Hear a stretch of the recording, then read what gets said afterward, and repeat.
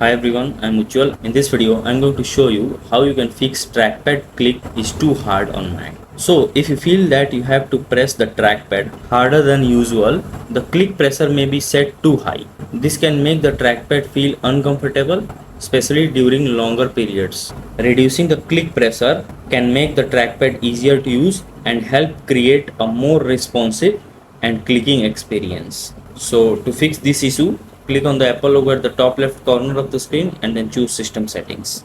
Now here in the left side pane, scroll down all the way and then go to. After that, as you can see, I have set the click setting to firm. That's why it feels harder to click. Now drag this slider toward medium or light depending upon your preference. After making the adjustment, test the trackpad by clicking several times and try feeling the differences. And when you find the right balance, leave the slider there and then close the system settings. And that's it. You are good to go. So if this video helps you in any way, then do like it and subscribe to the channel. Thanks for watching.